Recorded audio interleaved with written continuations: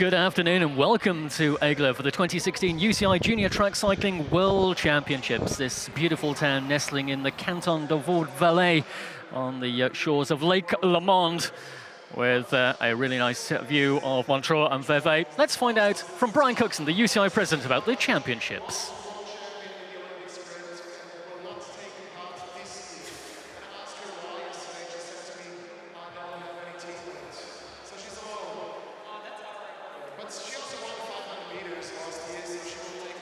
Well, Brian Cookson coming up in just a moment. Just a view of the inside of the track centre here as the athletes prepare for the start of competition in just a few moments' time. President, the opening day of World Championship, the UCI World Championship, is always a special day. How do you feel today? Oh, we're very excited here today. As always, the World Championships has a special atmosphere. It's great to see the people from all around the world, especially the young juniors. Today is even more special for the UCI because we're here in Aigle, Switzerland for the Junior Track World Championships at the UCI headquarters. How does it feel as UCI president to host the world here? Well, this is a special treat for us. We're really happy that people are coming here, seeing the work that we do here at the World Cycling Centre, speaking to the people who work here, having a good time, having a good atmosphere. It's the place has come alive and it's really special for us. Do you have a message for those juniors competing in the next days here?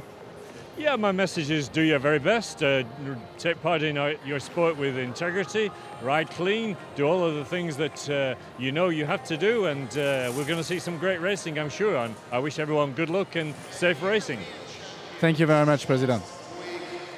So inspiring words from the president of the UCI, Brian Cookson, and these championships hosted here at the headquarters of the UCI in Aigle, and the first event on the track will be coming up shortly. But earlier we saw a really spectacular opening ceremony with flags of all of the nations competing here. More than 40 nations lining up for these championships, and youngsters from all around the local region came together to escort the flags of the nations they were representing around the track apron. And they were introduced by the well-known rider from Switzerland, Franco Marbuli, who's providing the commentary in the venue here for the spectators, turning his hand now from cycling to commentating and introducing the youngsters representing the nations here at the 2016 UCI World Track Cycling Championships. You can see some very, very youngsters indeed, having a great time, particularly for the two required to carry the flag of Austria around the track. Good crowd in here as well. Plenty of support for all of the athletes, the machinery lined up, ready for the start of racing. And we heard also from the President Brian Cookson a few moments ago here in the venue as well, as he welcomed the athletes to the championships.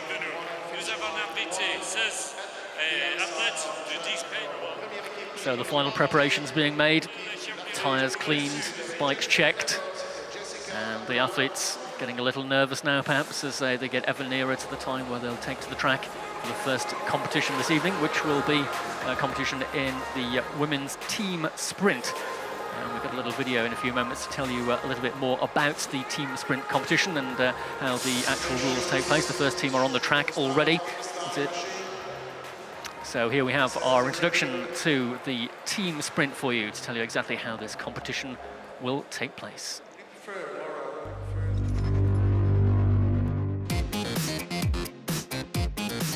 The team sprint pits two teams of 3 riders, or 2 riders for women, against each other and the clock over 3 laps, or 2 laps for women. The task of the starting rider is to get out of the gate cleanly and bring the team up to speed as quickly as possible. After 1 lap, the first rider peels off to allow the next rider to make the pace.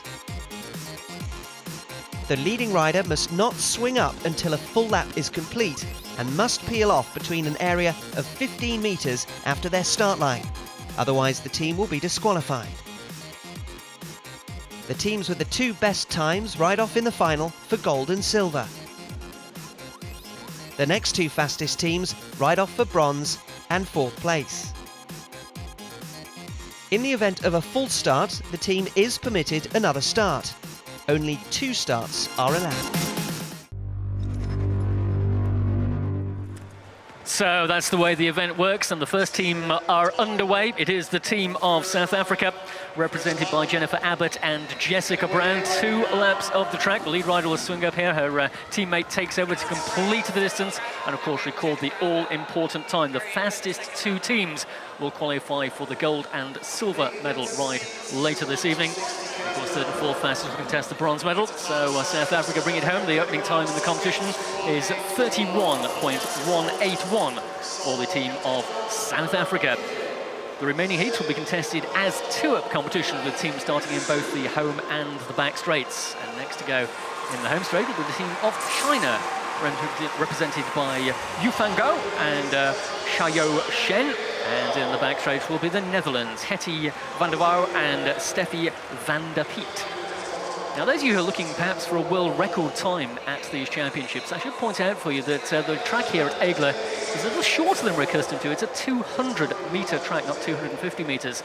And that, of course, is the distance over which world records are recorded. So there won't be any world records in the team sprint competition, because it's still contested over the same number of laps, of course, with the same number of athletes involved. 3 for the men, and in this competition, 2 riders for the women's team sprint competition. The critical point in this event is the point at which the riders start in the home and back straights, and the line across the track.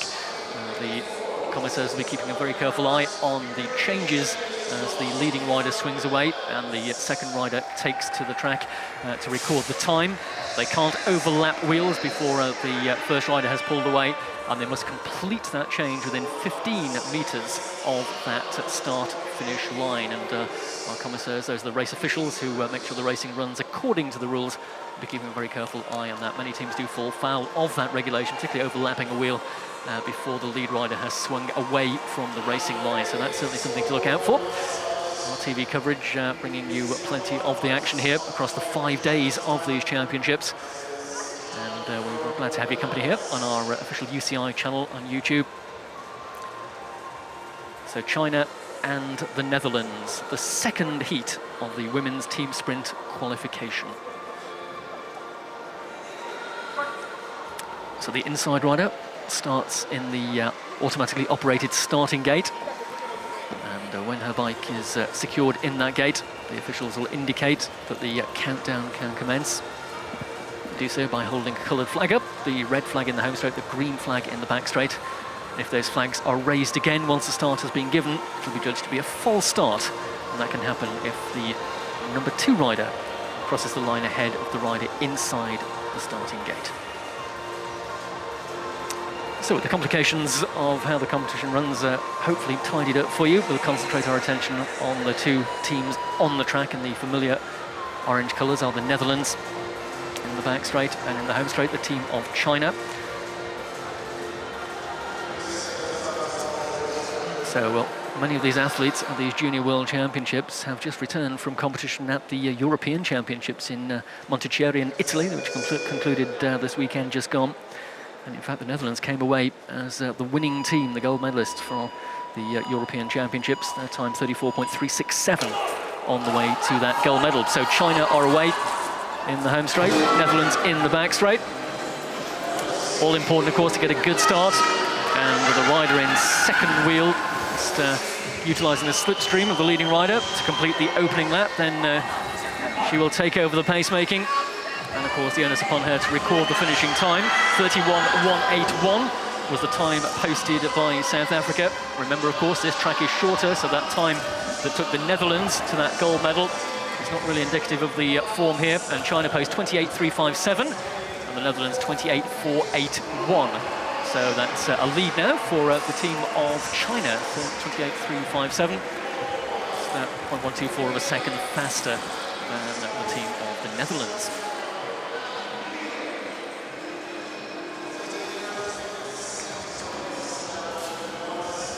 So heat number 3 will bring to the track the European bronze medalists. It's the team of Great Britain, who will start in the home straight. It'll feature the British national junior sprint champion, Sophie Capewell. And her teammate is Lauren Bate-Lowe. And in the back straight, their opponents from the United States of America, Ava Burke and Summer Moak. So this is the third of 6 heats that make up this women's team sprint qualification. Remember, we will be bringing the final of this competition, along with the men's team sprint, during the course of this evening's programme. The final we've got for you will be for the women's point race. Coming up a little bit later, once we finish these qualification rounds for the women's team sprint. We saw the qualification heats for the women's point race earlier today, from which 18 riders qualified through to this evening's final. So the red flag up in the home straight to indicate the British team bike is secured in the starting gate, and they are into their countdown. Not quite ready yet in the back straight, so the 50-second countdown begins when both teams are indicated as being ready. Bikes in the gate.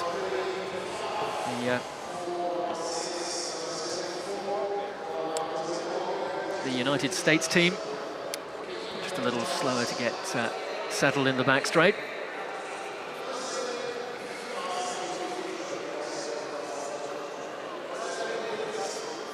So the coach just give it a final bit of encouragement to the riders from the United States.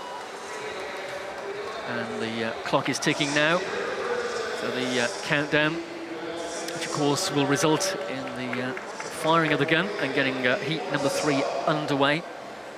Time to beat, 28.357, posted by China in Heat 2.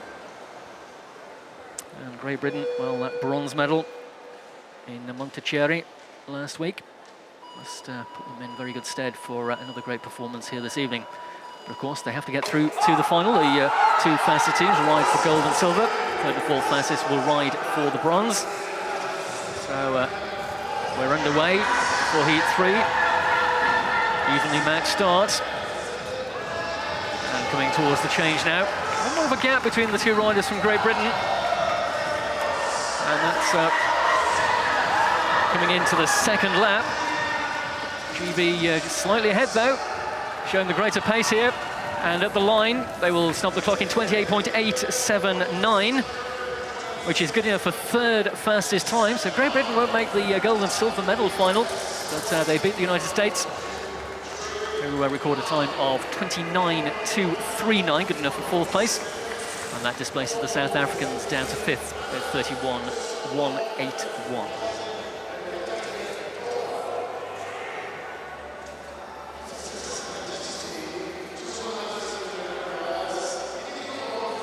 So next up, heat number 4 of the 6 heats that make up this qualification round for the women's team sprint here at these 2016 Junior World Track Cycling Championships in Aigle in Switzerland.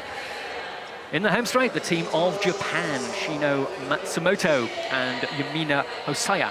And in the back straight from Chile, Paula Molina and Daniela Kolilev. So those are the riders who will be trying to better that time of China. Still hold the lead position, 0.124 of a second faster than the Netherlands. European champions in 2nd place, and the European bronze medalist Great Britain 3rd fastest at the moment, a further 0.52 of a second behind the pace of the Chinese team. So the flag up in the home straight, indicating the Japan team are ready to roll. Again, just slightly longer for the team of Chile to get underway. Now the 2 have raised the flag, so the 50-second countdown commences. The bleep of the countdown clock will tell the riders when there are 10, and then 5, 4, 3, 2, 1.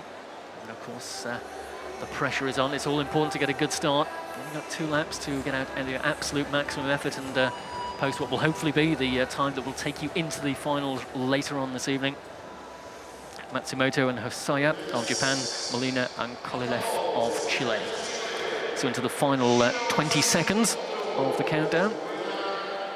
Riders just going through the ritual of stretching and flexing the fingers and just doing everything they can to settle the nerves before that final couple of seconds. We're into the final 3 seconds now.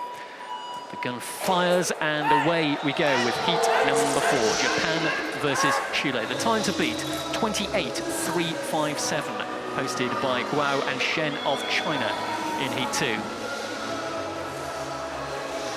Well, Chile making margin the fastest half-lap start. And they still retain the advantage of the completion of the opening lap, but only 4th fastest time currently. So it's all important final lap here to try and deliver them a chance of a medal ride later. Chile crossed the line first, 27.472, 4th fastest time. So they will displace Japan from that 4th spot.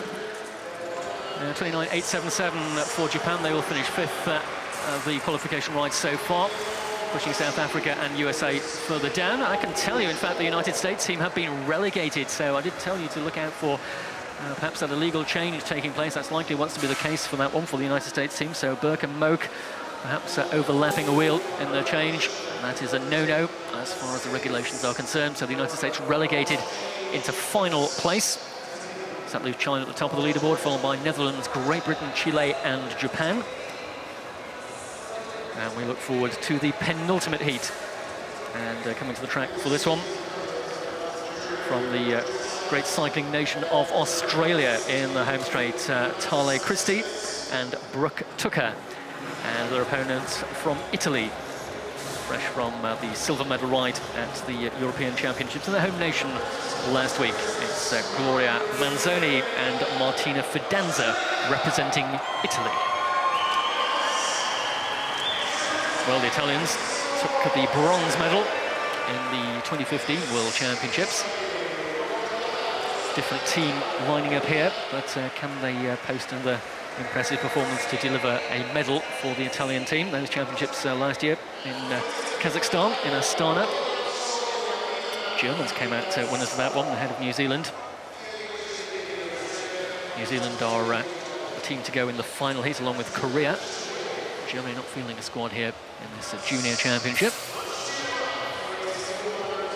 So just the final preparations being made by the Italians. Those championships in Montichiari only coming to a conclusion on Sunday of this week, and then it's straight on here to Aigle in Switzerland for these World Championships. The hush descends on the velodrome as the timing clock is now inside the final 10 seconds. Australia home straight, Italy in the back straight.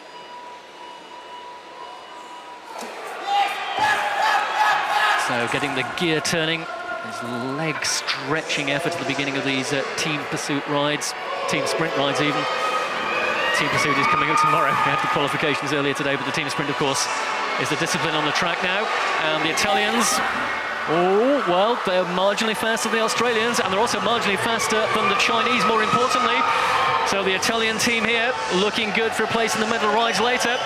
Cross the line in the back straight, new fastest time for Italy in 28.282. And Australia, good enough only for 5th, so no medal ride for the Australians, 28.915. So with one heat remaining, Italy go to the top of the leaderboard, displacing China into 2nd place. Netherlands and Great Britain are vying for that bronze medal ride in 3rd and 4th place respectively, but still 2 teams to go.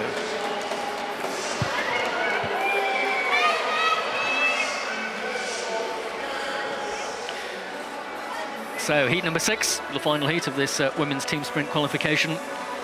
And starting in the home straight, the team of New Zealand, featuring Emma Cumming and Aless Andrews. Cumming was a member of that silver medal winning team in Kazakhstan last year, joined on this occasion by Aless Andrews. And the team of Korea, who took a bronze medal back in the championships in 2014. And represented on this occasion by Soo-Yoon Kim and Selwa Jong. The team of Korea in the back straight and New Zealand in the home straight. The 6th and final heat of the women's team sprint qualification round. We'll get that right eventually. We've had a whole afternoon of team pursuiting, in fairness to my misnaming of this event. So just readjusting to the shorter discipline here of the team sprint. It used to be called the Olympic sprint when it first became an event on the track. Now, of course, rather more accurately representing the 2 riders who make up the team, who are charged with the responsibility of recording the fastest times to get them through to the medal rides. Congratulations for the Italian team from their coach there. A broad smile, as you would expect, there from Martina Fidanza. A great ride, giving them a guaranteed place in a medal ride. So New Zealand and Korea, can they upset the apple cart for Italy and China? Both teams are settled. Clock shows just less than 25 seconds of the countdown remaining. riders imperious behind those tinted visors. Can't really see what the eyes are saying, but little problem here. The Korean rider almost been let go by a hold-up, and she's still unsettled, and the countdown is almost away, so a little bit off-putting for the Korean rider, but she is underway. The rider on the outside is held by a trackside assistant, and just relinquishing his grip a moment too soon there, but they're into this final heat now with the team of Korea a little slower than New Zealand. New Zealand third fastest, the completion of the opening lap. Korea need to lift the pace. New Zealand 22.511, third fastest at this point of the competition with half a lap to go. And across the line for New Zealand is second fastest time of 28.304. So that'll put New Zealand into the ride for the gold and silver medal with Italy. And China will take on Korea for the bronze medal. Well, Korea really lifted the pace in that final lap, 28.448. So despite that slightly questionable start for the Koreans, they came good in the second lap. And the rider who almost had contact with the track really put in a great ride. So it really got the adrenaline flowing. Italy and New Zealand in the final for the gold and silver. And China and Korea, they'll ride for the bronze. That competition coming up later this evening.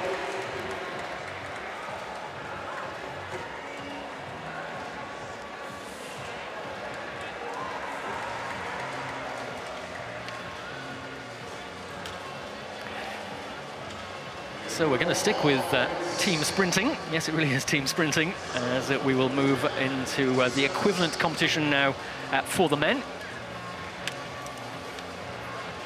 And a key difference between the men's and women's team sprint discipline is that men field 3 riders, so contested over 3 laps of the track. In this case, on this 200-metre track here in Aigle, 600 metres. Under normal circumstances, on a 250-metre track, it's of course 750 metres for the 3 laps. So again, world records are of little importance in this competition, but the honour of taking a gold medal at a world championship certainly is not diminished by the length of the track. And the boards here at Aigle, I've already seen some great competition since the track was opened back in 2002. So the men's team sprint competition, starting in the home straight, will be the team of Colombia, represented by Andre Mojica, Kevin Quintero and Juan Pena. Well, their opponents in the back straight are due to be the United States of America. Rather late to arrive on the track, the Colombians already on board the machines and awaiting the start. American team now coming out onto the track.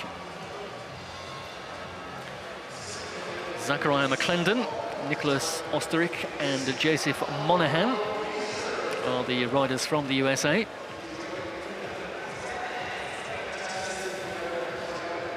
Well, our commissaires might take a dim view of the late arrival of the American team at the start line.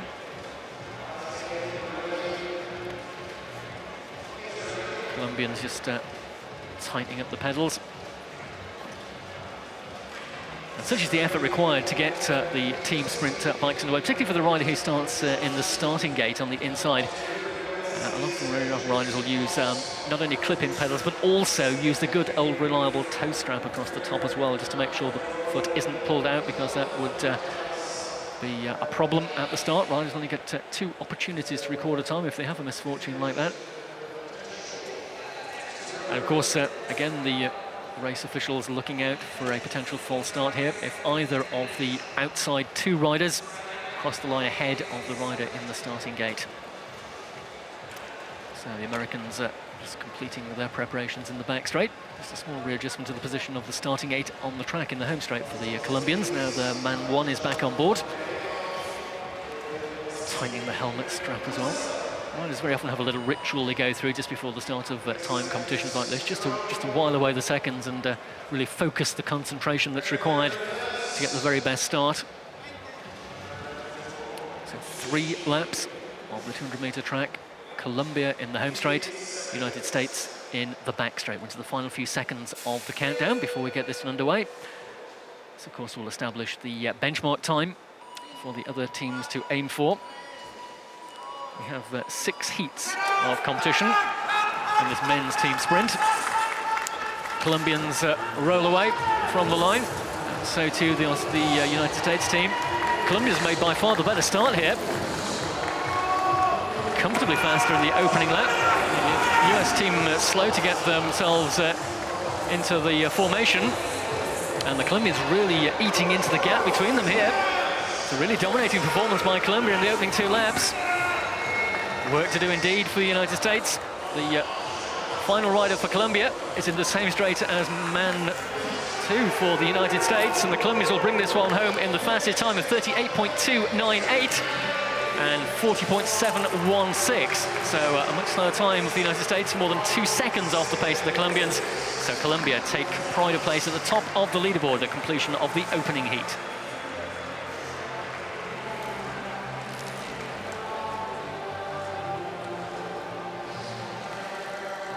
Well, it'd be interesting to perhaps refocus on that start by the United States team. They were very slow to get away.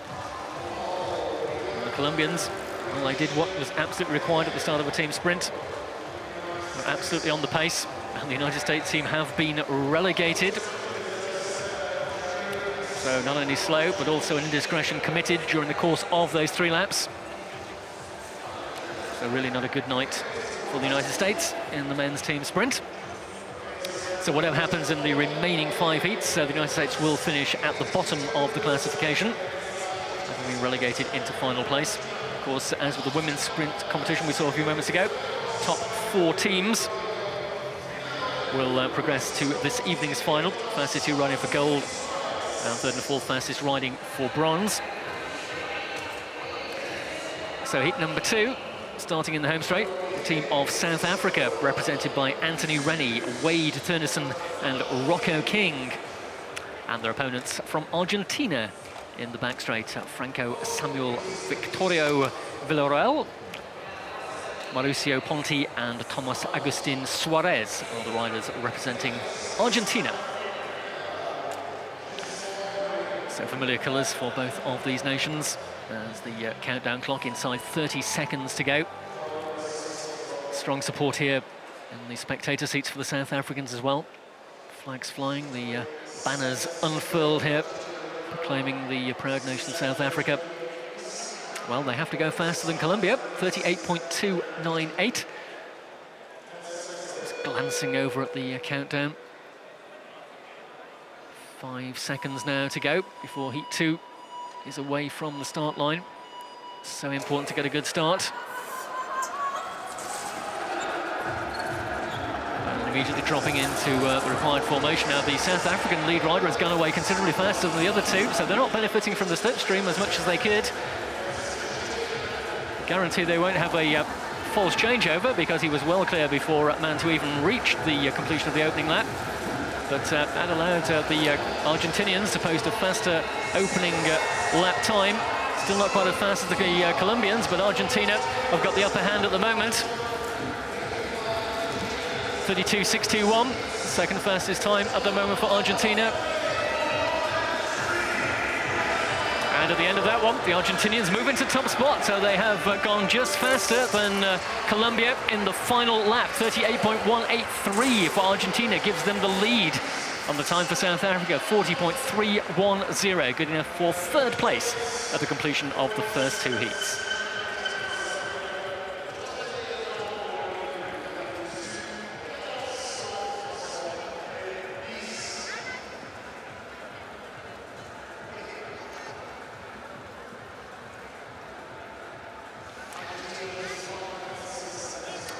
So heat number 3 will come to the track next, and taking the start in the home straight will be Japan. And their opponents in the back straight, the team of Great Britain. The bronze medalists at the Euros last week in Italy. So representing Japan, Keltaro Sawada, Tomoya Hata and Yuki Wakimoto. And for Great Britain, Alex Jolliffe, Lewis Stewart and Hamish Turnbull.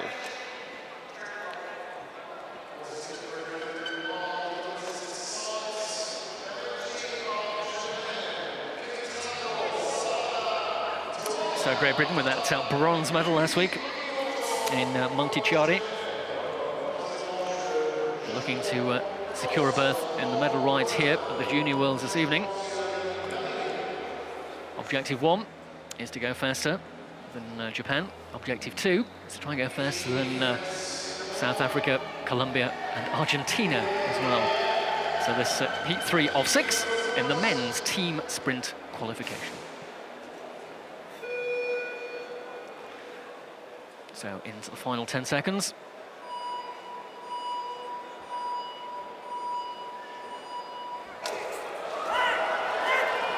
Oh, and a problem for Great Britain in the back straight. It's a false start. Well, the Japanese team haven't come to a halt. Now they have. So not sure what the problem was with the start for Great Britain, but one of their riders is no longer on board his machine. So perhaps not quite making a clean exit from the starting gate. Well, that means Great Britain have just one more opportunity to record a time, so they need to get it right on the second time of asking.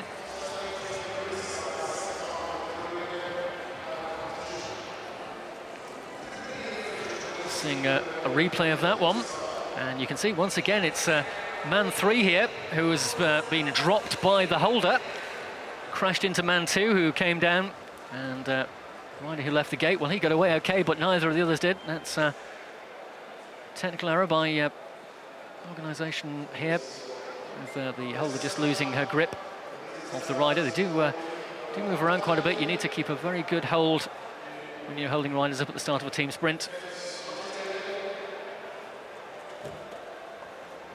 So misfortune there for Great Britain.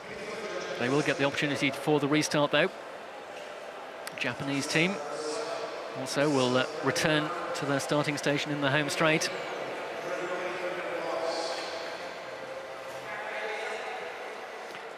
So the position at which the second and third riders start on the track is also set out in the regulations, the distance between each rider, little marking on the line as to where they line up.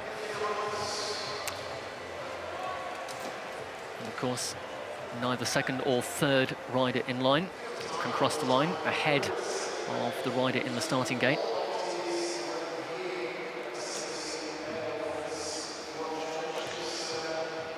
And for the people holding those riders up, sometimes it's quite a task to make sure that riders 2 and 3 do not creep across the line, because of course the riders really are keen to get underway. Sometimes they'll anticipate the start, sometimes the rider in the gate will try and perhaps rock the hips in rhythm to the countdown and make sure he's on the right pedal stroke to propel the machine away from the starting gate. I've seen that go a little bit awry on some occasions as well. Of course, with all of our top racing cyclists, they spend many, many hours practicing just the start of a competition like this, not necessarily completing the full distance, but just getting the cleanest start they can away from the gate. So, second time of asking for Japan versus Great Britain. So, cleanly away for both teams this time. Japan in the home straight, Great Britain in the back straight. Fastest first half lap here for Great Britain.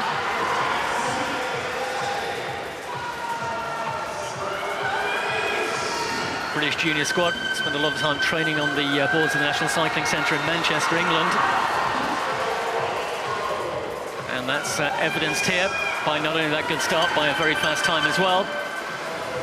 They're still on the pace required here, Great Britain. They'll stop the clock in a new fastest time of 37.600, and Japan goes second fastest in 38.648. So it's all change at the top of the leaderboard at the completion of heat number 3. Great Britain take the lead, 37.600. Japan second, 37.648.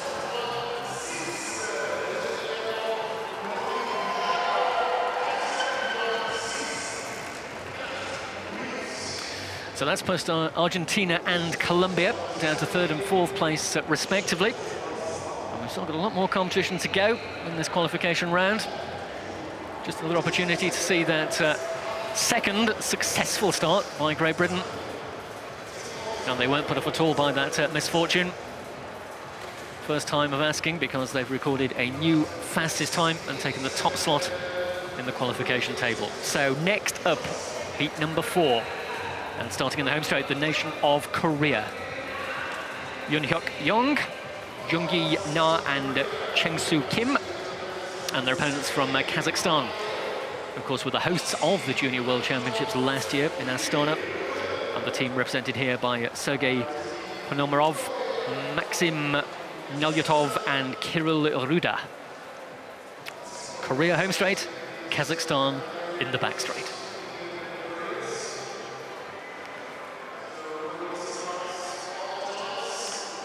It's the team in the home straight, Korea, who have settled into their starting positions a little more rapidly.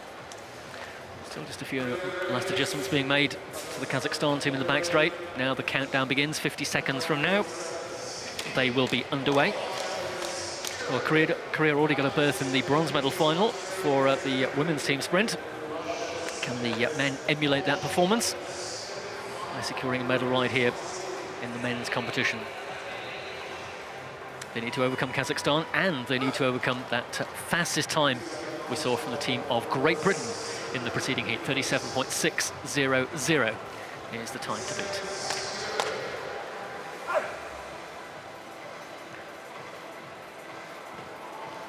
So unfortunately, my commentary position just slightly behind the line of the countdown clock, so we're just relying on the audio signals to tell us we're in the final 5 seconds. We're there now. And when the gun fires, the heat gets underway. Both squads into the action straight away. No problem at all with those starts. And very equally matched at the first half lap. A little bit of daylight between man 1 and 2 for Kazakhstan. But they've moved into the fastest time, just wavering between first and second fastest for Kazakhstan at the moment. Work to do for the Koreans if they're to beat the Kazakhstan team. Once again, Kazakhstan with the fastest split time, 31.806, as they head towards completion of the ride. Oh, look at that. New fastest time for Kazakhstan. Well, Great Britain's time at the top of the table is short-lived because Kazakhstan have displaced them into second. 37.240 for the team of Kazakhstan. They are the new leaders in this competition with 2 heats still to go. And the time for Korea, well, it's 4th fastest at the moment in 37.664.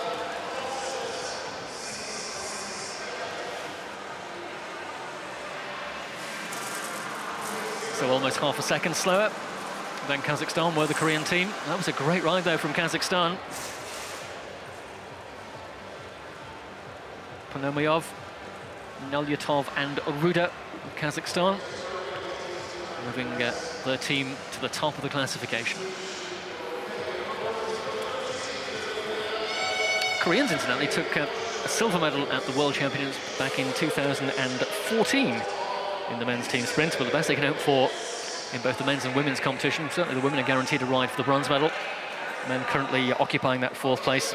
It's a tenuous occupation with still 2 heats to go. Those championships in 2004, by the way, took place in South Korea, in Gwanmyeong. But these championships in 2016 in the heat of Aigle in Switzerland. Let me tell you, the track centre temperature is currently 33 degrees Celsius. It's been a searingly hot day here in Aigle, which of course had a great sight of the Tour de France passing through, stage 17 passing through the town earlier today on the route from Bern to Finau-Emerson. I know many people taking the opportunity to head out into town to watch the Tour go through, then make their way over here to the World Cycling Centre to watch the action here at these Junior World Championships. So Australia in the home straight. Cameron Scott, Connor Rowley and Harrison Lodge, last year's silver medalists. Lodge, a new member of the squad this year. And their opponent, Germany, in the back straight. Nick Schroeter, Felix Schocker and Karl Heinze.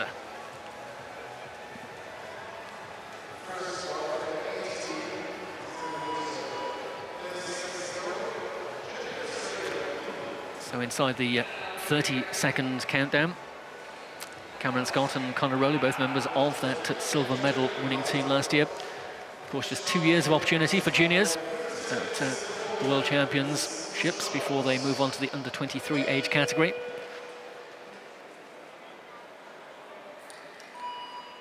Final 5 seconds tick away for Australia and Germany. Kazakhstan is the time to aim for, 37.240.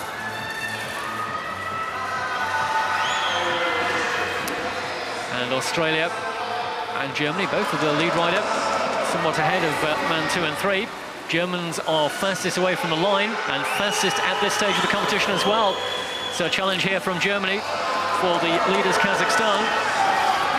Now the lead switches to Australia. Well, this one's switching backwards and forwards between the two teams. Nothing in them as we go into the final lap. Who will get to the best time at the end of this one? Oh, Australia still just marginally ahead. And at completion, it's going to be Australia who take pride of place at the top of the leaderboard. 36.745, new fastest time for Australia, beating Germany by just 0.2 of a second. Germany in 36.990.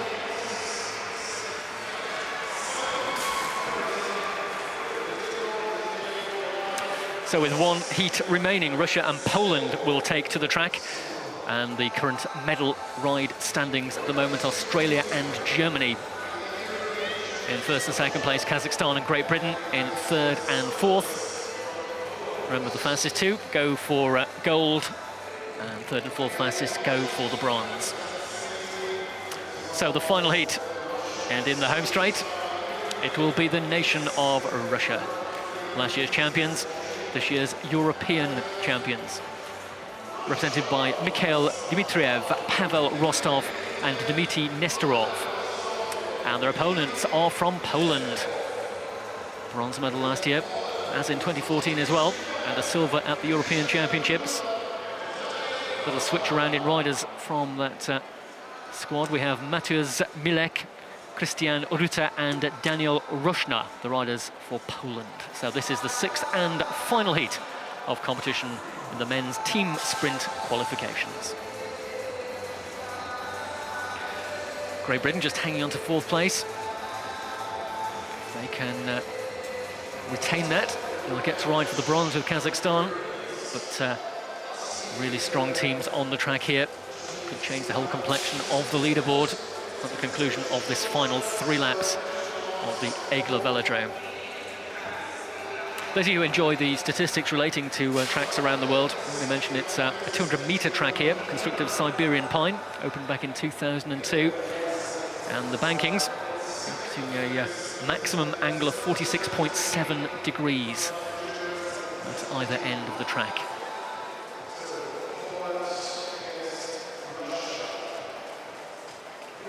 So about to make the way around that particular track are the final two teams, Russia and Poland. Russia in the home straight, Poland in the back straight. The time to beat, that of Australia, 36.745.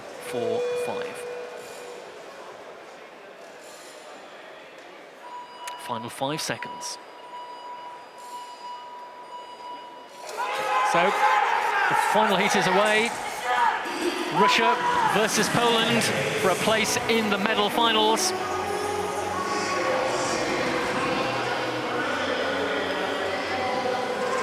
Relatively slow start by both teams compared to those who've gone before.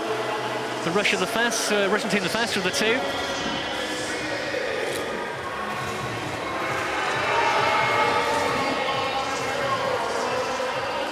Still faster for Russia, but only second fastest with 1 lap remaining. Can they overhaul Australia? Germany in that second place are under threat by the Russian team for that gold medal ride. 36.922 is second fastest for Russia, so Russia will meet Australia in the ride for gold and silver medal. And the bronze medal will be contested by Germany and Poland. Poland posting 37.165. Well, hotly contested in more ways than one in those 33-degree temperatures in the track centre. Australia retained the lead from Heat 5, but Russia blasting the way into that final, just 0.17 of a second behind the pace of Australia. And Germany versus Poland will ride for the bronze later this evening. Confirmation of the top 8 places in the men's team sprint qualifications. with the times recorded. Great Britain eventually finishing 6th and Kazakhstan 5th, so they're out of the medal contention, despite posting fastest times during the course of the competition. But the real fast times are retained for the final couple of heats. And of course, the Team of the United States relegated due to the change made illegally in the heat of competition. So, track will lead over now to our next event, 100 laps on the lap board, and it will be the final of the women's points race. We saw the qualification heats for this one earlier on today. 2 qualification heats to give us 18 riders in the run-up to this one, and we have for you a rundown of how this competition runs for the points race. The points race is a mass start race over a long distance. It's an endurance race, but tactics are crucial to the rider's success. A sprint is held every 10 laps, which is signalled by a bell. Points are awarded for each sprint. For first place, 5 points. For second, it's 3. Third place, 2 points. And for fourth place, 1 point. In addition to the sprints, riders can earn 20 points for lapping the field and joining the back of the main bunch of riders. The leading rider is indicated by the starter, who stands on the start line and points to the leading rider as he or she passes. The winner is the rider with the most points at the end of the race. So that's how the points race will work. And as we said in our little VT clip, contested over a long distance, and the long distance in this case is 100 laps of the track, covering 20 kilometers in total. During the course of that, there will be 10 sprints. Sprints every 10 laps, as you heard from our introduction video. 5 points to the winner, 3 for second, 2 for third, 1 for fourth place. And it's the aggregate of those point scores at the end of the competition which will determine the winner, with the possible addition of points gained from a lap gain. That happens if a rider or riders go away from the rear of the group, catch up with the rear of the group that they have left.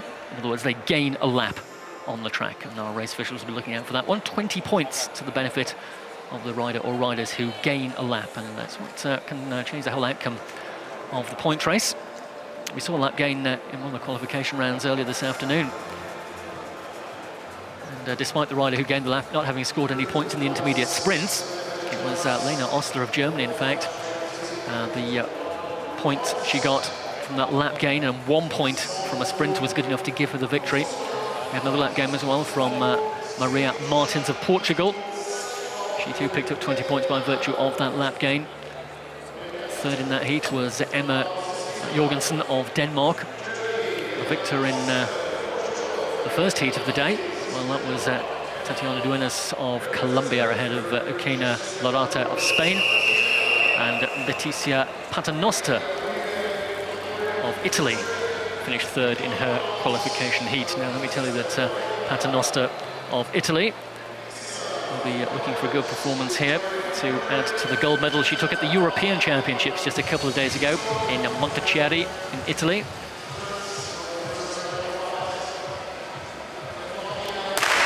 Martins of Portugal took the silver medal at the Euros. We also have the defending champion from 12 months ago from Poland, Victoria Pukilik, who was the victor in the junior points race world final last year. So a little bit of adjustment perhaps required for the riders here, contesting this one on a 200-metre track. So the laps tick by rather more quickly than they do on a 250-metre track. Straights a little shorter as well, so the opportunity for those lap gains a little bit more limited than on a slightly longer track. But of course, less distance to be covered in order to gain that lap, so it's a little bit of swings and roundabouts really. The opening laps, riders progressing at a moderate pace, just having a little look at each other, sizing each other up. Some of them will have met earlier in the qualification heats. There were 2 heats of qualification earlier this afternoon. 12 riders starting in each, from which we took the top 9 for this final. Tatiana Duenas of Colombia, Eugenia Larate of Spain, defending champion from the Euros, Letizia Paternoster of Italy, Min Kim of Korea, Nicole Wendy-Borge of Brazil, Julia Byakova of the Ukraine, Mika Nakamura of Japan, Chiara Dugan of Ireland, and Barbora Berengova of the Czech Republic, along with Lena Osler of Germany, Maria Martins of Portugal, Emma Nilsgaard Jorgensen of Denmark, Great Britain's Jessica Roberts, Argentina's Maribel Aguera Mangre, from Australia, Nicola MacDonald, from Kazakhstan, Veronica Maxina, from Poland, Victoria Kuklik, and from Canada, Ali van Vendun. So those are the 18 riders on the track. We are 4 laps away from the opening sprint, and already we have an attack. Stretching the field out, gaining the advantage. 30 meters clear for the Brazilian here. It's Nicole Wendy-Borge of Brazil. No one too keen on chasing her, and the main field need to be mindful of this, because not only is the Brazilian well placed to sweep up maximum points in the sprint, which is only 2 laps away, but if she continues with the pace following the sprint and the main field sit up, she could well also post a lap gain. Almost half a lap advantage for the Brazilian, with 1 lap to go to the sprint.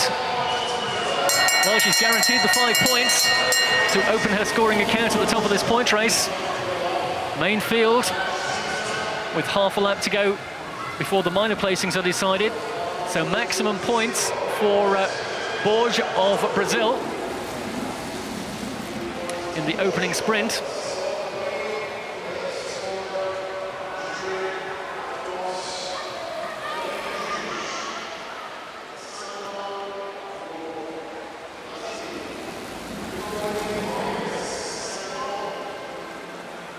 So just waiting for confirmation of 2nd, 3rd and 4th place in that one.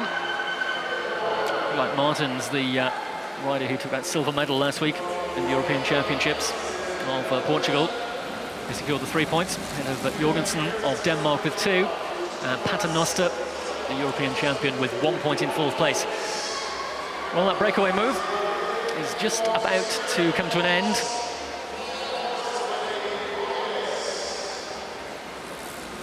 So Nicole Borge of Brazil stayed away long enough to pick up the 5 points. The field are all back together. Peloton is complete with 86 laps to go.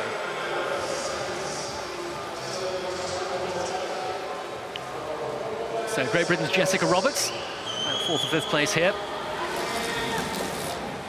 Had a great ride in the Europeans last week.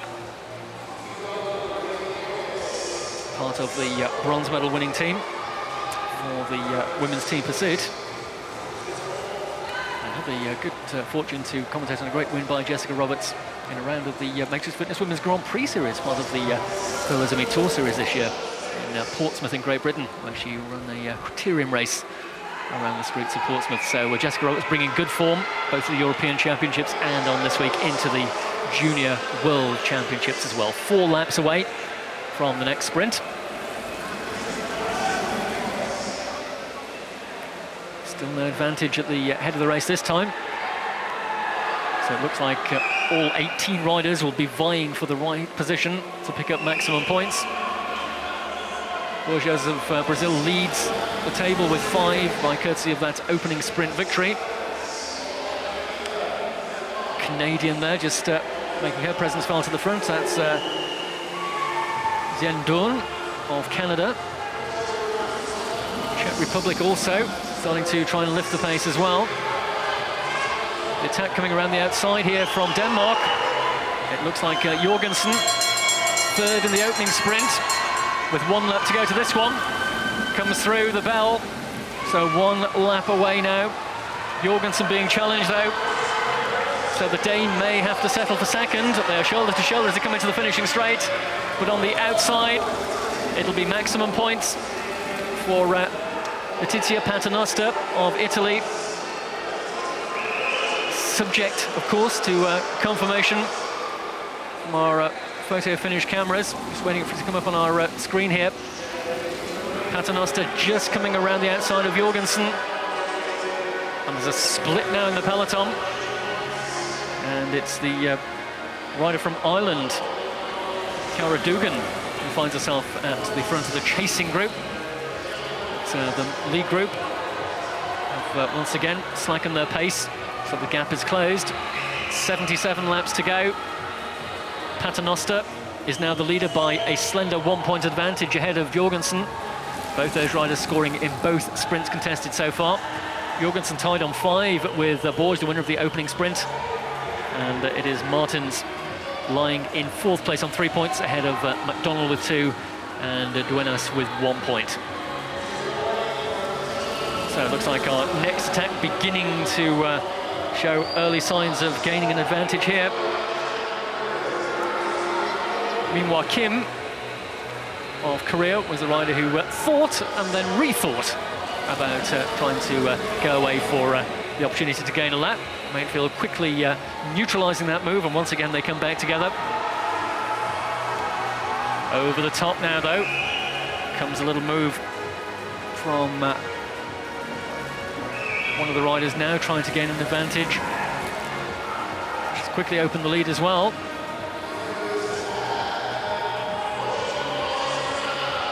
Well, the Mainfield are watching her go. Once again, this is a dangerous move with 2 laps to go to the next sprint. It's last year's champion, Victoria Pukulik of Poland, who is the head of the race with 1 lap to go to the sprint. A lone chaser comes clear of the main field as well.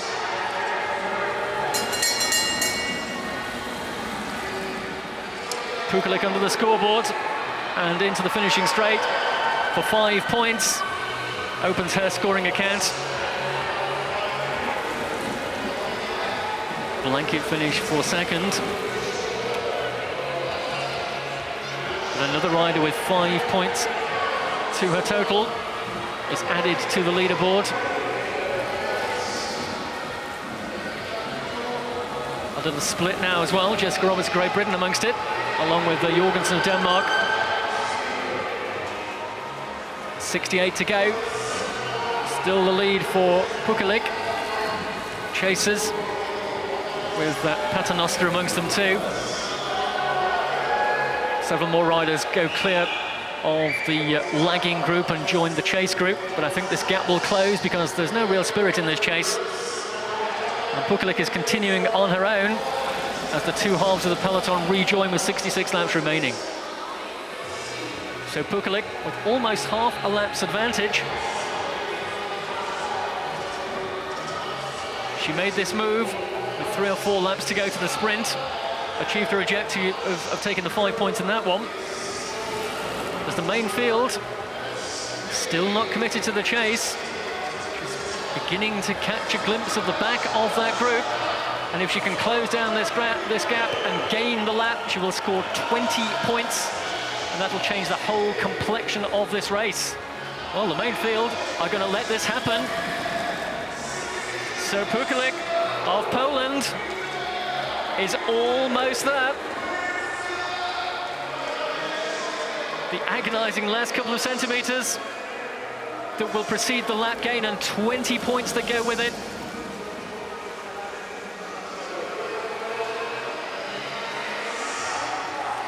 So as Pukulik latches onto the rear of the group, a new attack at the head of the race now.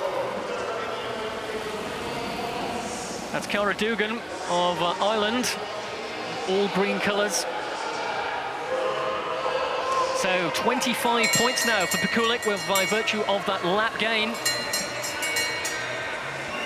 So she distances her nearest opponent, the European champion Paternoster. It's still Dugan of Ireland looking for the 5 points on the line this time. She needs to open her account, she does so with 5. And Paternoster was well placed there in the sprint for 2nd.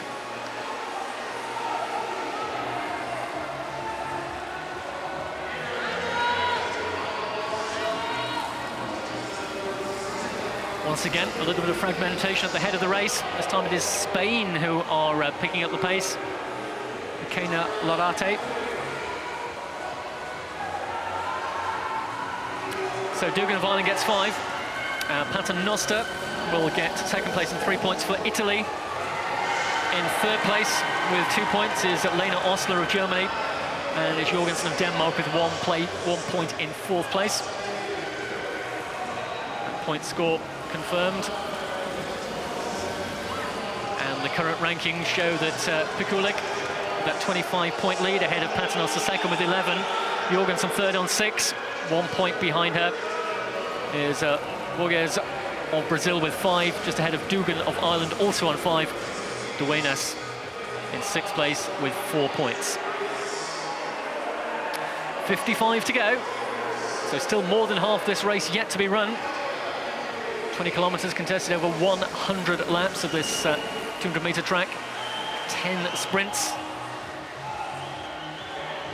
Decisive in the outcome, but so too are lap gains, and we've seen last year's winner, Kulik of Poland, notch up her lap win.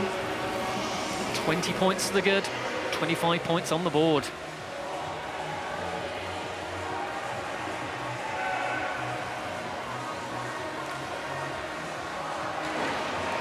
Oh, and I think we've had a tumble here in the home straight.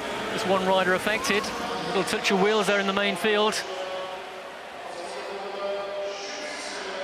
Well, just see that one again. Oh, just a moment's inattention there, I think, from the rider. It's entirely her own fault. She came down and touched the back wheel of the Spaniard ahead of her. It's the Colombian who's been fouled.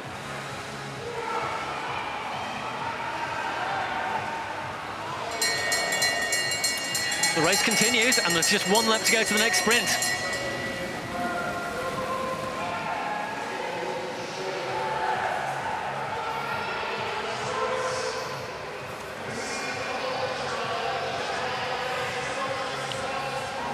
And across the line, it looks like more valuable points for Letizia Paternoster of Italy. That'll move her up to 16. Interesting to see if Pikulik scored in that one. She needs to be watchful, of course. Streaked ahead by virtue of that lap gain, but still plenty of points in the following sprints. And Pikulik picked up 2 points in that one, so she extends her lead to 11 points ahead of Paternoster, who in turn is 7 points ahead of Jorgensen of Denmark.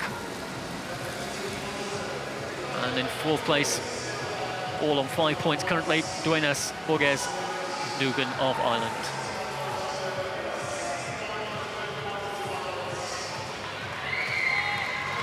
Well, the Colombian, sorry, it's a Ukrainian, in fact, the rider who came down. My apologies to the nation of Colombia. It was Julia Burkikova of Ukraine who crashed out in the home straight. But the good news is she is up and running. And the good news for Colombia is that Tatiana Duenas is still safely in that main field and was not affected by that crash. It was the Ukraine rider who touched the back wheel of the Spaniard. And as a result, came a cropper. But she is back in the race. So once again, all 18 riders are on the track and indeed are all together.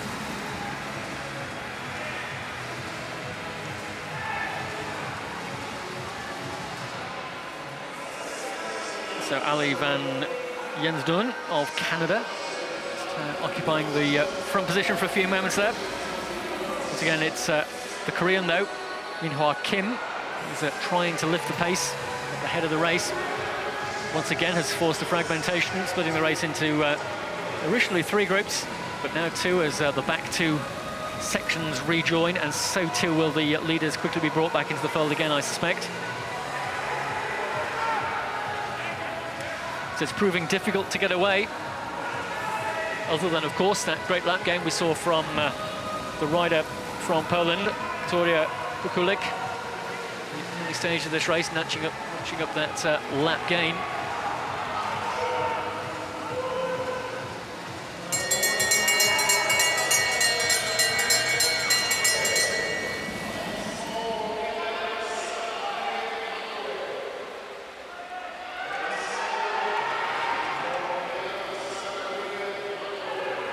So the next sprint with 40 to go.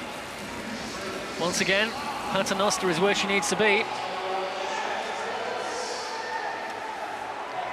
She's the winner of the preceding sprint, and it looks as though she's triumphed in that one as well.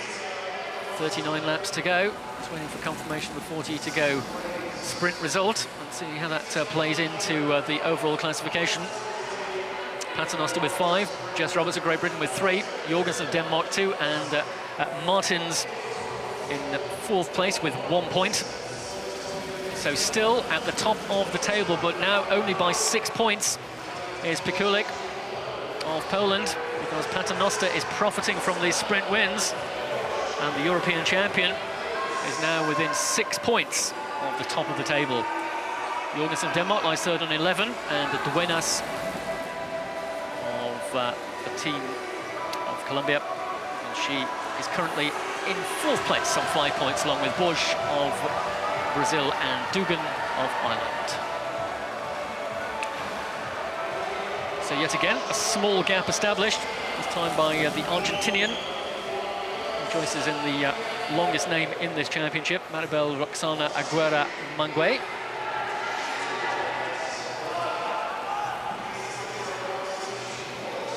.35 to go, 5 away from the next sprint. This advantage for Argentina, approaching half a lap.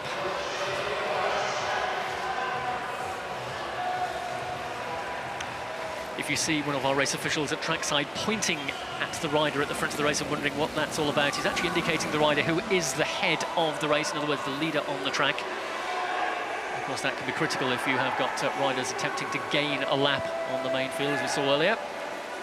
But that brief moment at the front, once again, snuffed out by the chasing peloton. Mangue of Argentina back in the bunch. And once again, we're all together, 2 away from the 30-lap sprint. Well, if Paternoster wins this next sprint with 5 points and Pikulik fails to score, there'll just be 1 point separating them, with 3 sprints remaining after this one. We're 1 lap away from the 30-lap sprint. Pikulik is very notable at the front here. She notched that lap gain. She's seen her advantage whittled away by Paternoster, who is latched onto her wheel. It's going to be Paternoster versus Pikulik once again for maximum points, and Paternoster comes through for 5 points. But Pikulik gets 2nd place and 3, so she will maintain a small buffer of advantage ahead of her nearest challenger, Paternoster.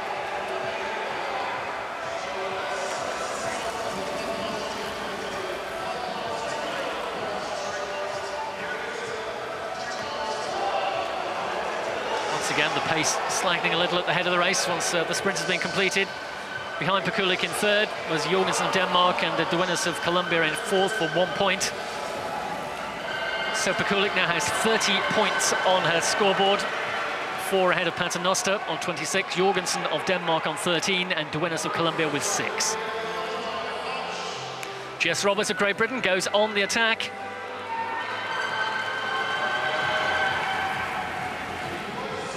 Being pursued by Maxina of Kazakhstan. Well, this is a brave move here from Roberts. 6 away from the sprint, so she has got ample opportunity. And if the main field continues to slumber, this is looking good for Jessica Roberts of Great Britain. She's almost within touching distance of the back of the main field. When she gets there, she will get 20 points. She's on 4 at the moment, but the lap game will give her 24. And propel her up the standings to 3rd place, a potential bronze medal position at the moment.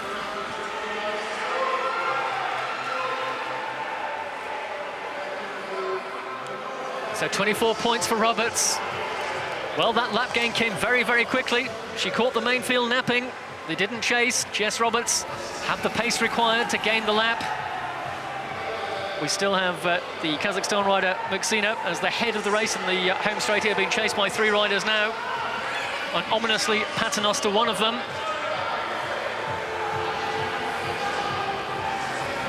So the main field have finally realised they are still in a bike race here with 21 laps to go and 1 away from the sprint.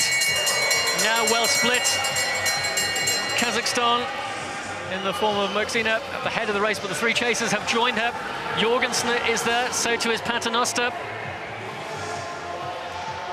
It's Paternoster once again in the blue, who will come around the outside for Italy. Take the points just ahead of Jorgensen, I think, there for second. We'll wait for confirmation of that result across the line. It was close for second place. Paternoster went into that sprint 4 points behind Pekulik. If she's confirmed as the winner, as I think she will be, she will move to the top of the table by 1 point. So Paternoster, no lap gains, of course. He's done it all from sprint points amassed during the course of the race so far. 31 for Paternoster of Italy. Second place now for Pekulik, with that lap gain to her credit, 30 points for her, and also with the lap gain on her side, Jessica Roberts of Great Britain, sitting in bronze medal position with 24 points. 17 laps remain. An intriguing battle here at the World Junior Track Championships Women's Points Race Final. And believe me, the action is not concluded yet. Still 16 laps to go. 2 sprints remaining. Maximum of 10 points for the winner of those sprints if they take both, without taking any potential lap gains into consideration.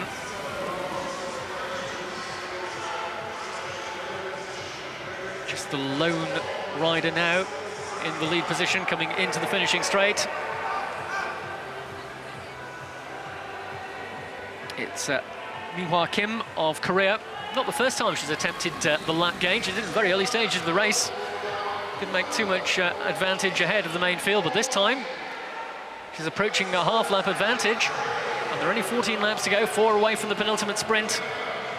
Paternoster 1 point the advantage ahead of last year's champion Pekulik.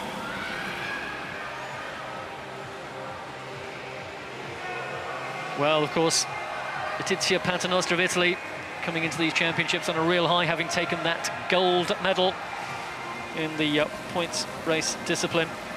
Also took a gold medal in the scratch as well, and a gold in the team pursuit. So it was a great week for Paternoster in her home nation of Italy at the European Championships last week. And the gold medal here in Aigle at the Junior World Championships would be a great way to start this one. But only 1 point ahead of Pekulik. 7 points ahead of Roberts. So Jess Roberts looking good at the moment. And nearest challenger is Jorgensen of Denmark. An 8-point deficit for the Dane, though. It's going to be the Korean who will take 5 points on the line this time. For Kim with 5. Roberts gets the 3, Jorgensen 2. So the battle for the bronze again continues and again comes out in favour of Jess Roberts of Great Britain. 1 more sprint to go, and that will be the final sprint that brings this point race to an end. So Kim with 5, Roberts with 3, Jorgensen 2. Paternoster steals 1 point in 4th place ahead of Pekulik and broadens her advantage to 2 points. The leading group include all of those riders in contention for a medal. Letizia Paternoster of Italy, Victoria Pekulik of Poland, Jessica Roberts of Great Britain, and the rider from Denmark, Emma Jorgensen. Well, they're all back together. We aren't going to see any more lap gains now, but the final sprint will carry 5 points for the winner. That would be enough for Pekulik to overhaul Paternoster if she finishes any worse than 3rd.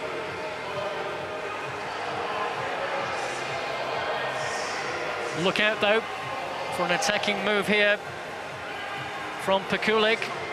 She's in 2nd spot. She's looking behind. Paternoster, of course, is latched onto her wheel. If Paternoster gets 2nd, it'll give her 35 points. If Pekulik wins, she will get 5 points. They'll be tied on 35 each, and he will then go to the best placed rider across the line, and that will be the winner of the final sprint. So a really intriguing scenario at the conclusion of this women's junior world points race.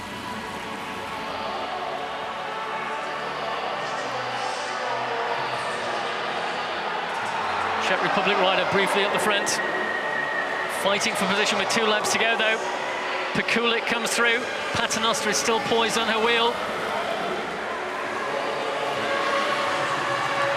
Jess Roberts in 4th place, trying to make her way around the outside. 1 lap to go. Pikulik on the inside, Paternoster in the middle. Roberts trying to come over the top. Jessica Roberts of Great Britain takes the lead into the final lap. Paternoster in 2nd place, but Jessica Roberts looking for a bronze medal, or can she go better? 27 points on the board, 5 in the final sprint for Roberts, 3 for Paternoster. We'll wait for confirmation of the other placings. What happened to Pikulik in that final sprint? That will hold the key to the outcome of this junior points race final. The World Championships will be decided on that final lap sprint. Jessica Roberts came round the outside. She beat Paternoster to the line, and critically, she beat Pikulik to the line. So the world champion from Italy is Letizia Paternoster with 35 points, but Jessica Roberts of Great Britain takes a silver medal with 32 points. And the bronze, well, they go to last year's winner, Victoria Pikulik of Poland. Well, that was some points race. The outcome for the medals in doubt right up until the finish line. A great final charge from Jessica Roberts of Great Britain. Denied victory to Pikulik, but that 2nd place in the sprint was good enough for Paternoster. She notched all her points from sprint wins, and with 35 of them on the board, she is the new junior world champion for the points race.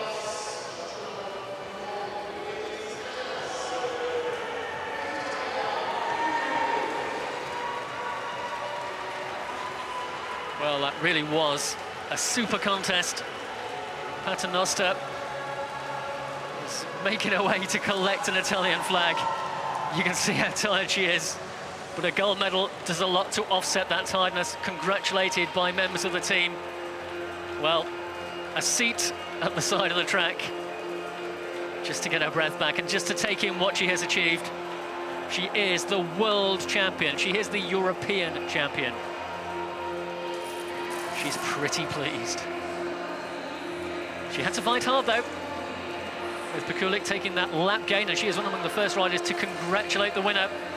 Sporting handshake from Victoria Pikulik of Poland.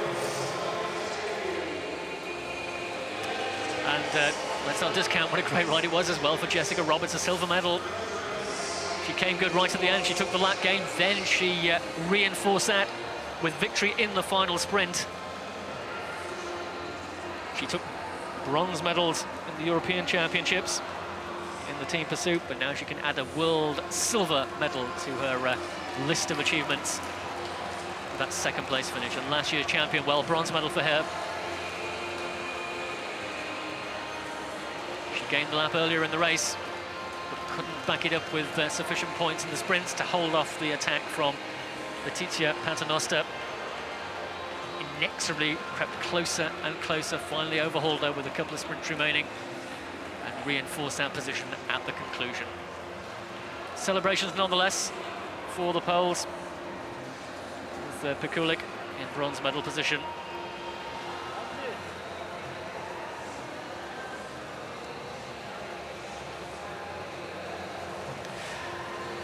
So as the celebrations continue, we will be seeing the victory ceremony for that points race championship a little bit later on in this evening's programme.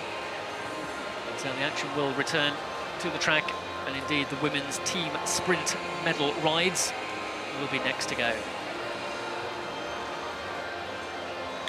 So if you have just tuned in to us here on the UCI channel, welcome indeed to 2016 UCI Junior Track Cycling World Championships live from Aigle in Switzerland. We've had a searing night of competition to follow a great afternoon of qualification for the pursuit competitions that will continue into tomorrow's championship. All contested here in the baking heat of Switzerland. 33 degrees in the track centre a little earlier, and outside early this afternoon, well, the thermometers were nudging 38 degrees Celsius.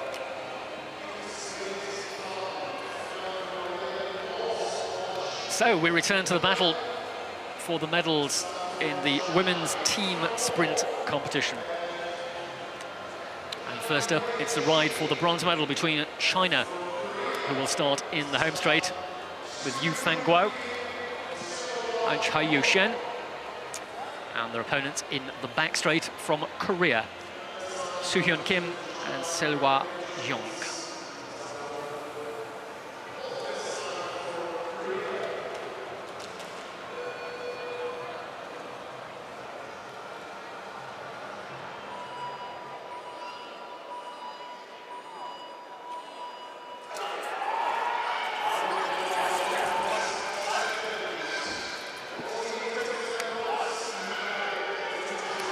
So this for the bronze medal. China in the red, Korea in the white with red and blue bands. Pretty evenly matched, just 0.2 of a second in favour of China at the completion of the first lap. And looking to deliver a bronze medal here at the conclusion of the 2 laps. It was close, but it is China in 28.312 who overcome Korea. So bronze for China. 28.312 for China. And the time for Korea, 28.527. So just 0.215 of a second. The distance between bronze medal and 4th place. Just a replay of the start. It was an evenly matched start, both teams getting underway well. Chinese rider just dipping off the track a moment or two before she retook the racing line. Lost her a little bit of distance, but the outcome of it was not affected by that because they came out the winners by 0.215 of a second ahead of Korea. So with bronze going to China, we turn our attention now to the battle for the gold and silver medals. We've just seen Italy pick up a gold medal, I should say, of course, in the women's points race final. Can they add to that gold medal haul now?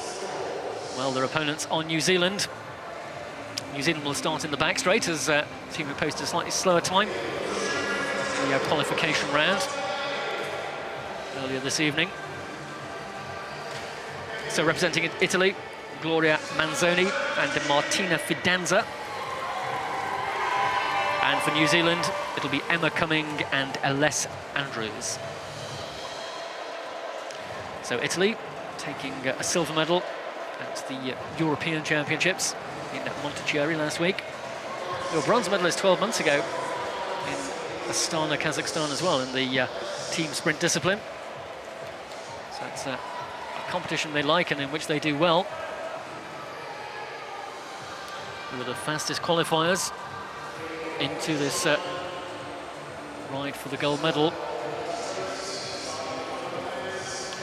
Gloria Manzoni and Martina Fidanza. And with the task of overcoming them, from New Zealand, Emma Cumming and Aless Andrews.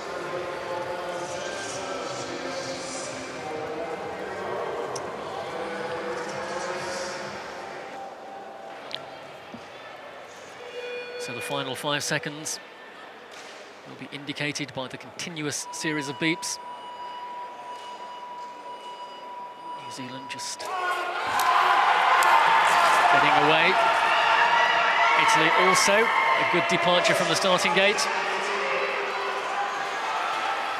It's Manzoni of Italy riding the lead lap here. She will swing away within that 15-metre area.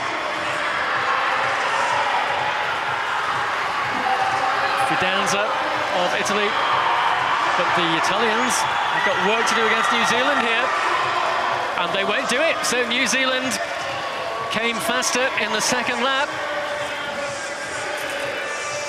and confirmation that they will take the gold medal in a time of 28.006, just 0.351 of a second faster than Italy. So New Zealand are the gold medalist and the women's team sprint champions.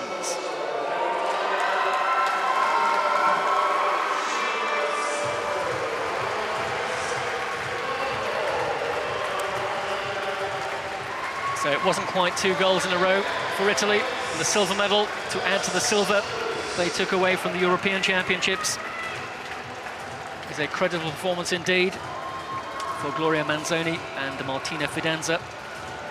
But the riders who are celebrating the gold medal from New Zealand, Emma Cumming and Aless Andrews.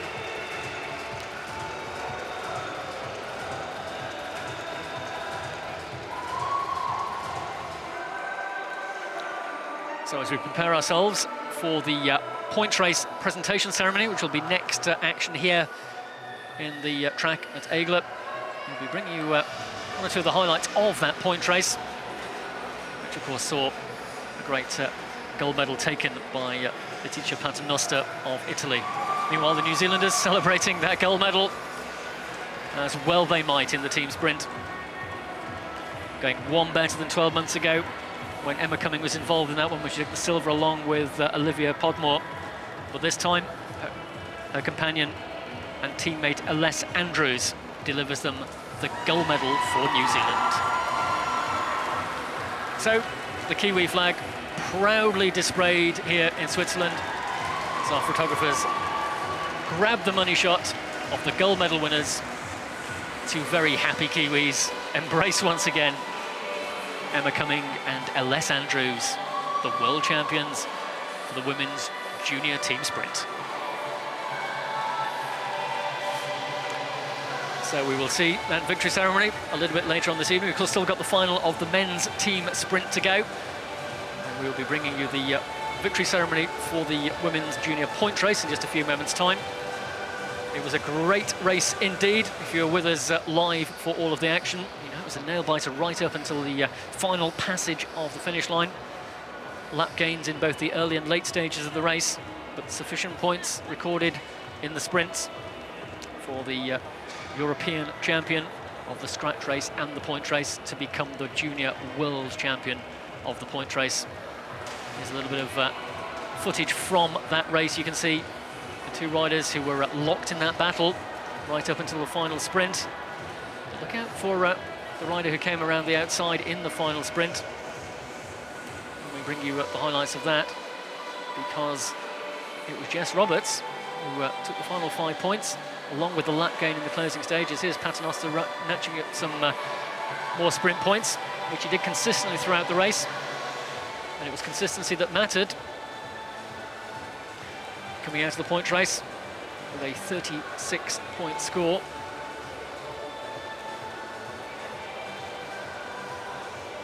She was challenged all the way through from the defending champion from 12 months ago from that ride last year in Kazakhstan. Wasn't quite able to repeat it here this evening. And Pekulik ended up in bronze medal position because in the closing stage of this point race, well, we saw a lap gain and then a final lap victory by Great Britain's Jessica Roberts. But Paternoster, well, she'd done the work required. She had the maximum points on the board. She had a nation's flag proudly in hand, and she will very, very shortly have a gold medal to celebrate the first championship concluded at these 2016 UCI Junior World Track Cycling Championships. The women's points race, won by Letizia Paternoster of Italy. So back live inside our venue as we ready ourselves for that point race victory ceremony. Backdrop behind the winners' podium, showing the many key sponsors who've made these championships possible here at the World Cycling Centre in Aigle. The headquarters, of course, of the world governing body of cycling. And Aigle also celebrating the passage of stage 17 of the Tour de France through the town earlier on today.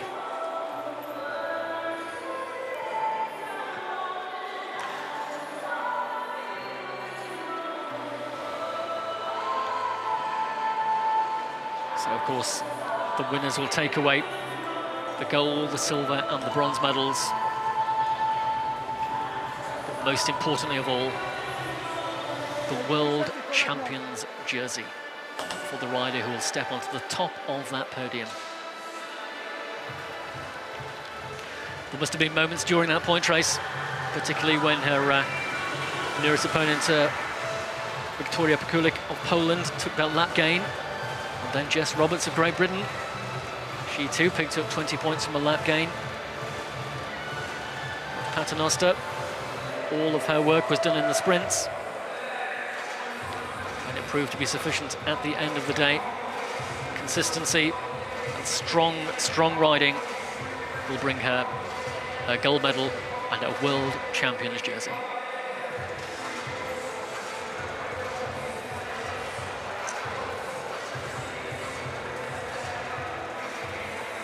So we still have competitive action yet to come this evening. I do hope you'll stay with us for that, of course. Looking forward to the final of the men's team sprint. We'll, of course, also bring you the victory ceremonies for both the men's and women's team sprint competitions. Our VIPs just gathering at the foot of the podium, including the president of the UCI, Brian Cookson, who gave that warm welcome to all of the athletes during the course of our opening ceremony earlier this evening. Meanwhile, the crowd fanning themselves. It really is incredibly warm inside the World Cycling Centre. I can personally attest to that. But it's the heat of competition that's the important thing, and the three riders who are about to make the way onto the podium, well, despite the temperature, they will be looking forward to the lights that will illuminate the podium and bathe them in the glory that is a medal at a World Championships.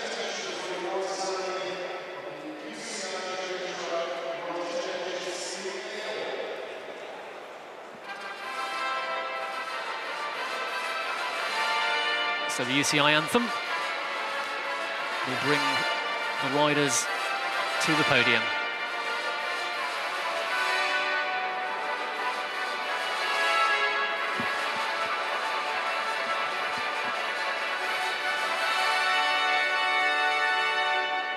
Cérémonie protocolaire de la course aux points junior femmes.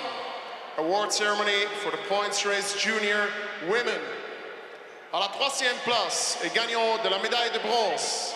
In 3rd place and winner of the bronze medal, Wiktoria Pekulik. So bronze medal for Wiktoria Pekulik of Poland.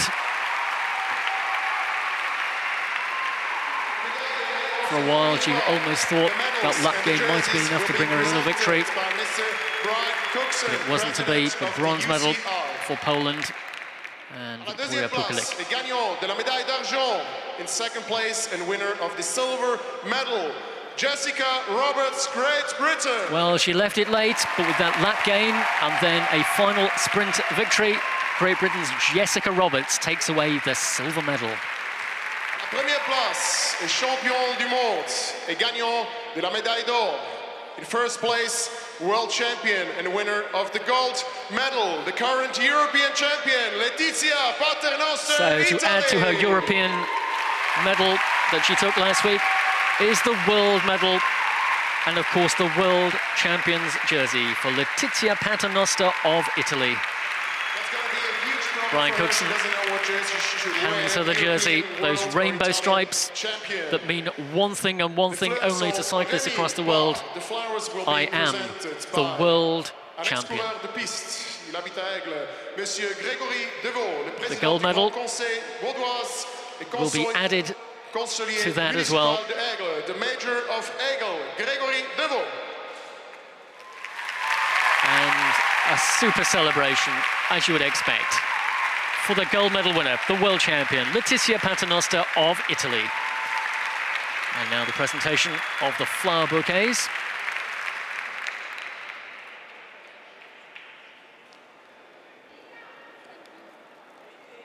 Well, Aigle really is in bloom.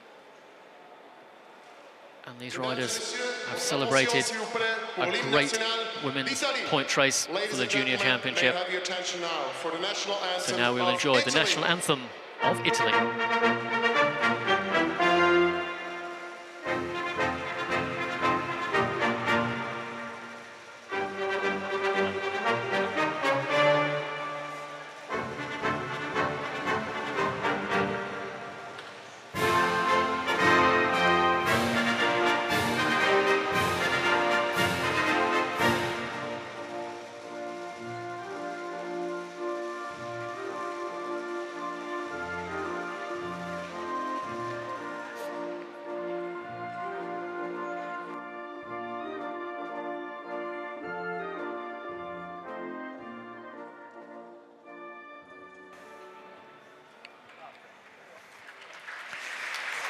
Thank you very much. So the applause rings out around the Aigle velodrome as the silver and bronze medalists step up onto the top of the podium alongside the gold. Letizia Paternoster, the gold medalist, Jessica Roberts of Great Britain, the silver, and Victoria Pikulik of Poland, the bronze medalist.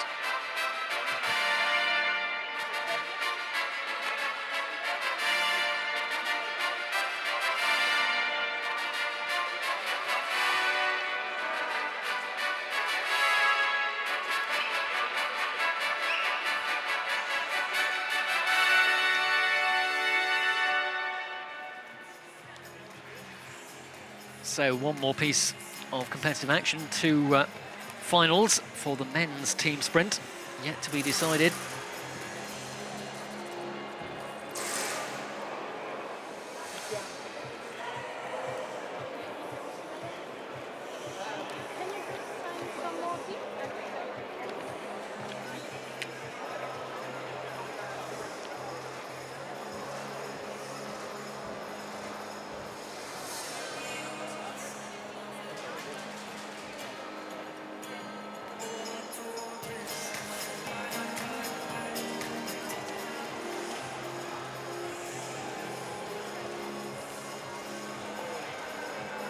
Well, the starting gate is on the track, in the home straight and indeed in the back straight. Riders beginning to line up. Meanwhile, the winner of the point race gold medal is busy signing lots of replica jerseys. But there's only one jersey that matters to her, the one she is proudly wearing as the junior world points champion, Letizia Paternoster of Italy.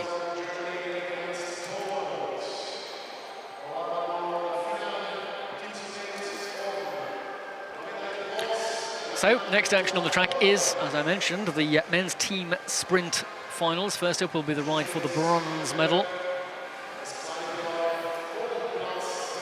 Germany versus Poland.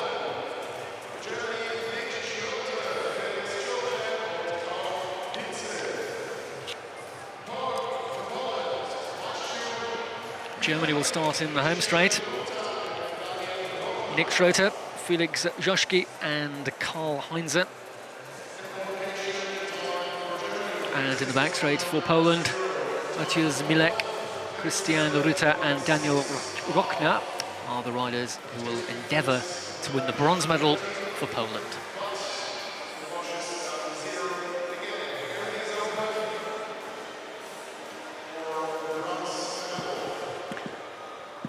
So Germany qualified in 36.990, Poland in 37.164. So on that form, Germany going to this one slightly the favourites.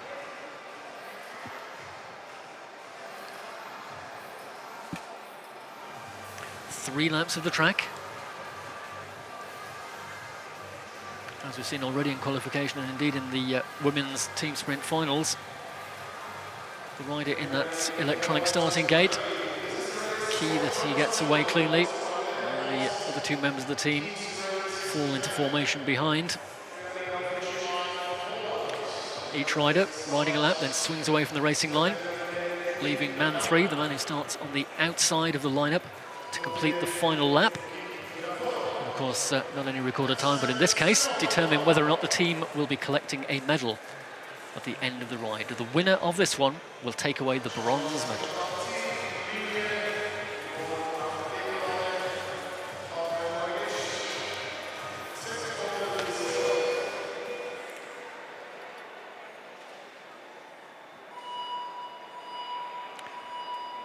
So it's the last few seconds of countdown. And we're underway. Germany versus Poland for bronze. Powering away from the start line. 0.2 of a second between them in the favour of Germany. Still that way. The gap has increased a little at the end of the first full lap. So Germany, with the faster qualification time, are repeating that in this bronze medal final at the moment. And to the line we come with Germany in 36.929. So Germany are the bronze medalists in the junior men's team sprint. Poland finished fourth with 37.192.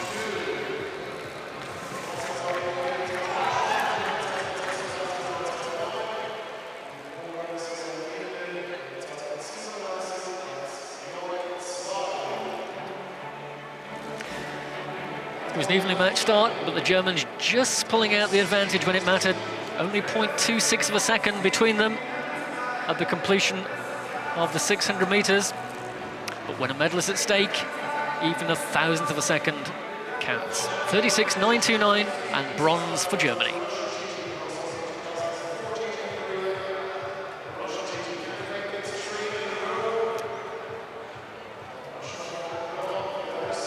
Well, if that was a bronze medal ride, this must be the ride for the gold, and of course it is. It is Russia versus Australia.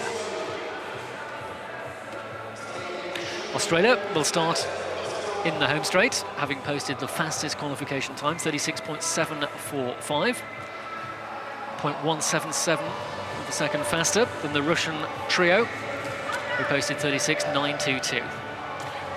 So for Australia, and in the home straight, Cameron Scott, Connor Rowley and Harrison Lodge. And in the back straight for Russia, Mikhail Dmitriev, Pavel Rostov and Dmitry Nesterov.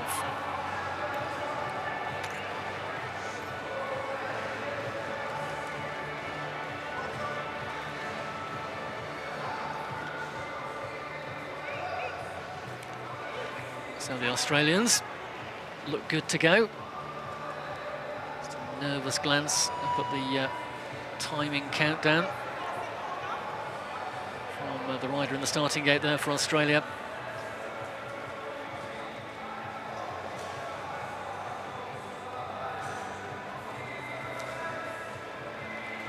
A split screen showing you both teams. Australians, of course, in the home straight, the advantage of the fastest qualification time. Final 5 seconds tick away, the gun fires, and away we go. Australia led away by Connor Rowley.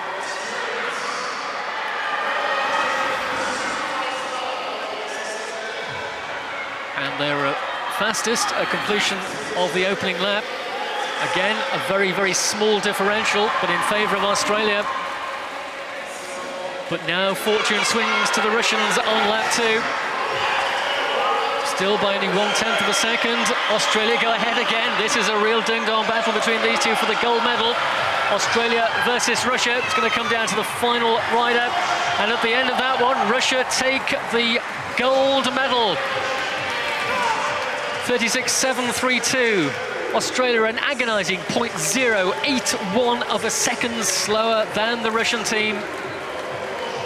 I told you every fraction of a second counts, and there is the evidence for you. Russia are the World Junior Team Sprint Champions. Mikhail Dmitriev, Pavel Rostov and Dmitry Nesterov. But it was fought very, very hard by the Australians. Cameron Scott, Connor Rowley and Harrison Lodge. They, of course, will take the silver.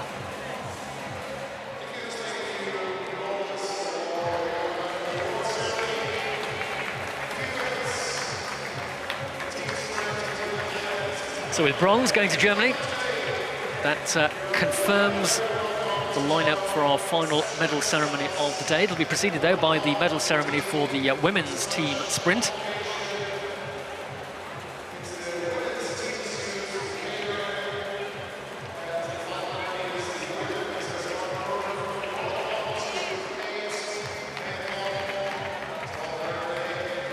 just a replay of that final battle between Australia and Russia for the gold medal. It was agonisingly close all the way through. Fortune switching half lap by half lap in favour of Australia, then Russia, then back to Australia. But at the end, at the completion of the 600 metres, the time that counts, 36.732.081. 0.08 of a second faster for Russia and the gold.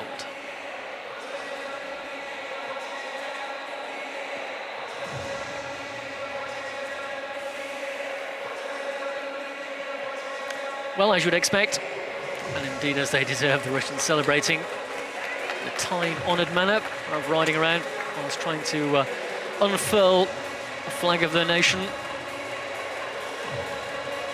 It's looking to pick up man 3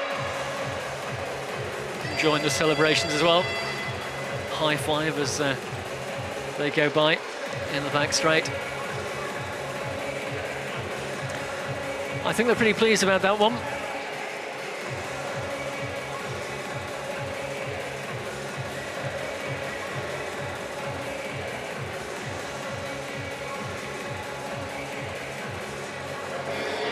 Of course, they were the victors at the European Championships in Italy last week, and were indeed the defending champions from 12 months ago. Australia pushed them very, very hard.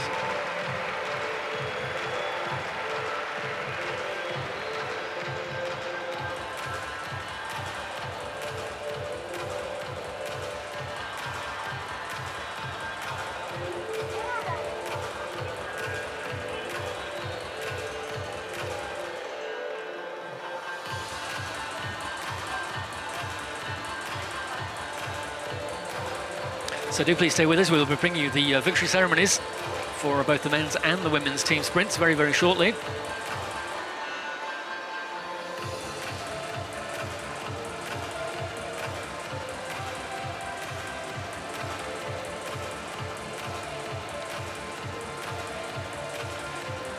So a fitting conclusion to day one of the action of the UCI 2016 Junior Track Cycling World Championships. First of 5 days of competition.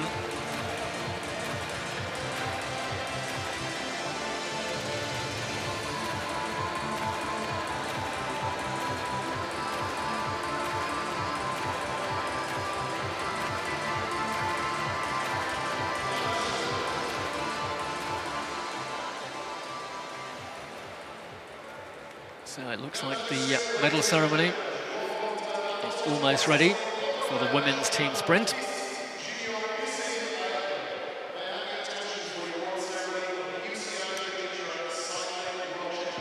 In Aigle. So the UCI anthem will herald the arrival on the presentation podium of the 3 teams taking away the medals for the women's junior team sprint competition.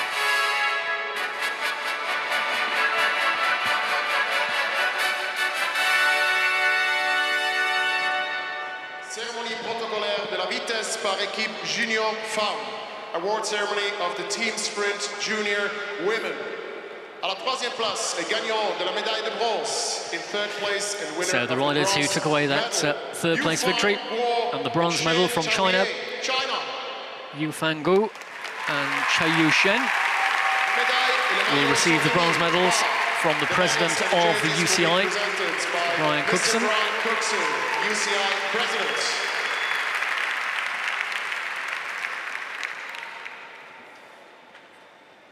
À la 2e place et gagnant de la médaille d'argent in 2nd place and So in winner second of the place, silver medal. second time on the podium this evening for Italy. This time is the turn of Gloria Manzoni and Martina Fidanza, who are the silver medalists for the women's team sprint.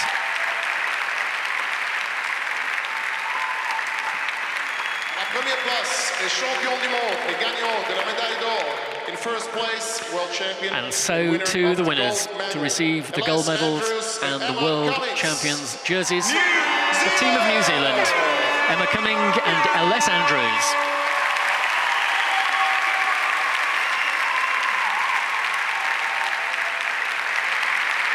Emma Cumming was part of the silver medal winning team last year. Now she converts it to a gold on the World Champions jersey.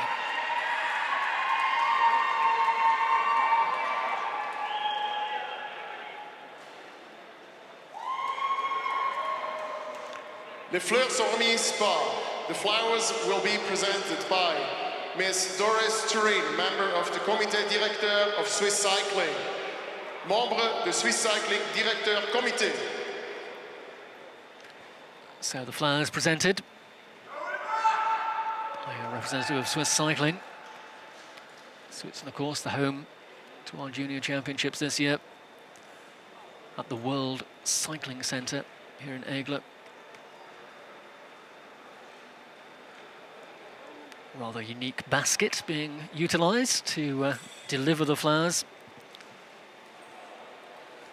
Mesdames et messieurs, votre attention s'il vous plaît And pour with l'hymne that, national de la we can enjoy Nouvelle-Zélande. and congratulate the New Zealanders as we listen to the national anthem. Of New Zealand.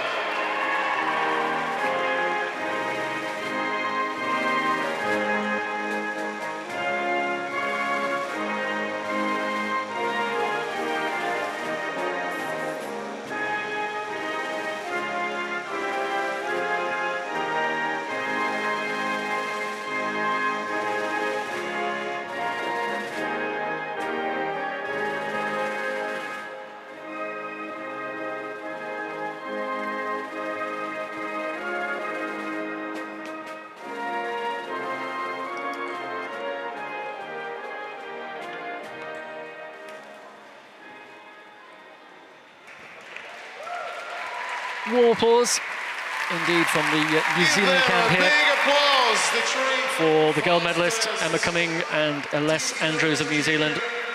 Silver for Italy, Gloria Manzoni and Martina Fidanza. And bronze for China, Yao Fan Guo and Chaoyu Shen.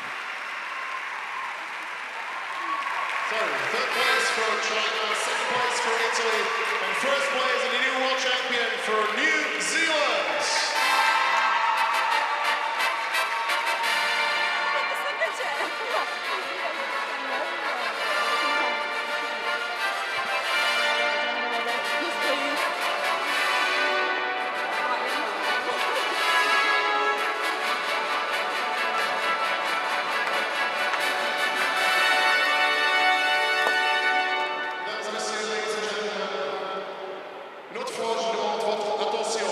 Once again, I ask for your attention.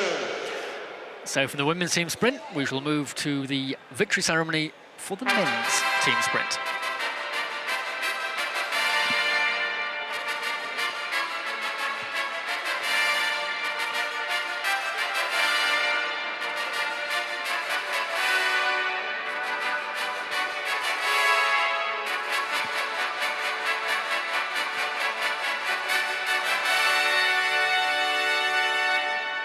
Cérémonie protocolaire de la vitesse par équipe junior homme. Award ceremony of the team sprint junior men.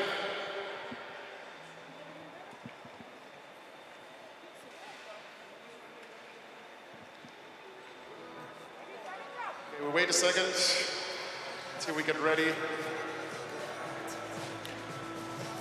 So just awaiting the arrival of the athletes.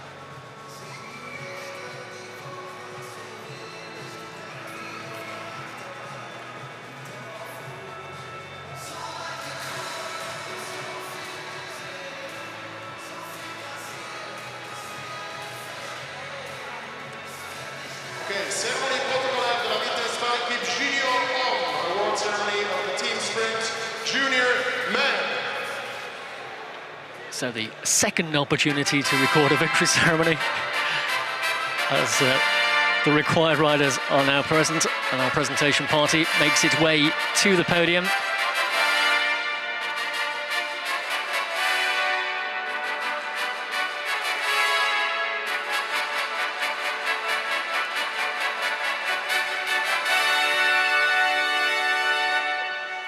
Troisième place et gagnant de la médaille de bronze. So the bronze medal Third place, taken the by winner Germany, of the bronze Nick medal. Schroeter, Felix Nick Schroeter, Zoschke Felix and Schroeter, Karl Heinze. Germany.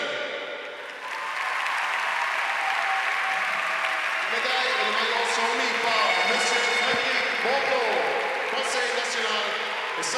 d'Aigle, Major of Aigle. So the medals being presented on this occasion by the Mayor of Aigle, hosting these championships, of course, and home of the UCI World Cycling Centre. So silver medal time now, and it is for Australia. Cameron Scott, Connor Rowley and Harrison Lodge. Australia.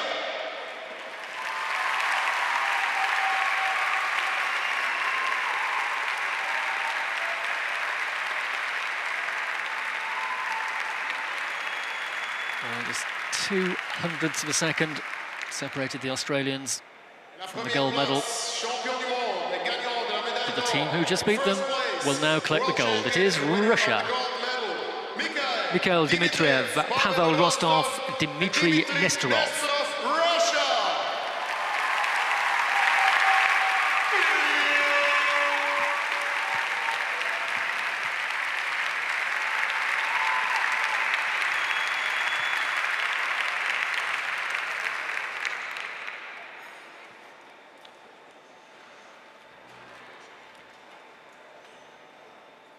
So the World Champions jerseys, followed by the gold medals.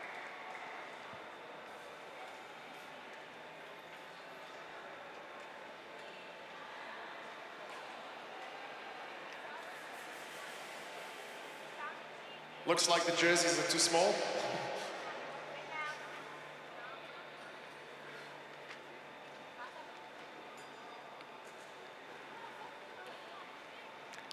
Some of these sprinters are a snug fit inside those jerseys.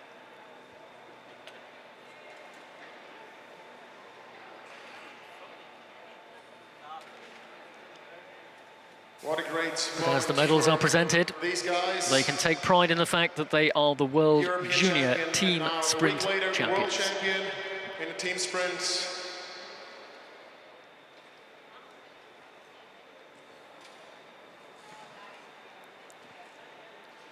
Les fleurs sont remis. The flowers will be presented by Ms. Yousfi Yassine, member the project Solidarité Olympique, project manager for Olympic Solidarity Projects. So now the flower presentation.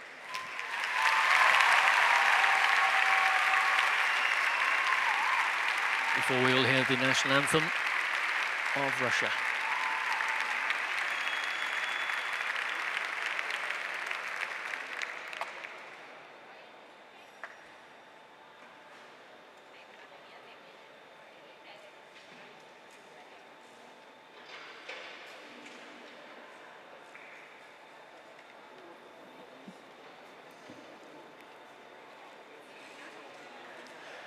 A shake of the hand from our dignitary making the flower presentations for the gold medalists. Mesdames et And we now messieurs, stand votre attention, and s'il vous enjoy plaît, pour the l'hymne national national anthem de- of Russia. Ladies and gentlemen, may I have your attention for the national anthem of Russia.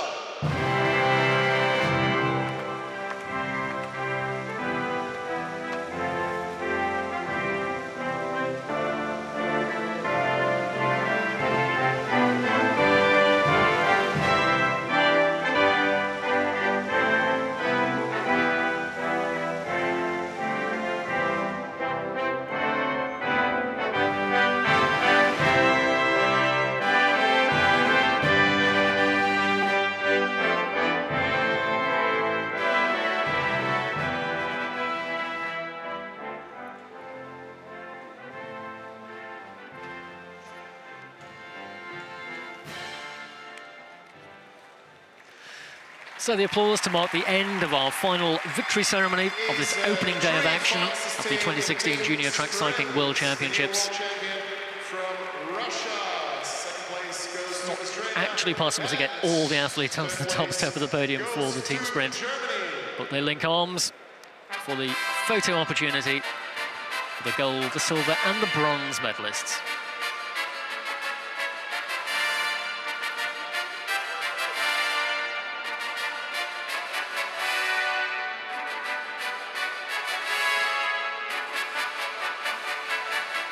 Well, that rounds off the action at the end of day one of the UCI 2016 Junior Track Cycling World Championships here in Aigle.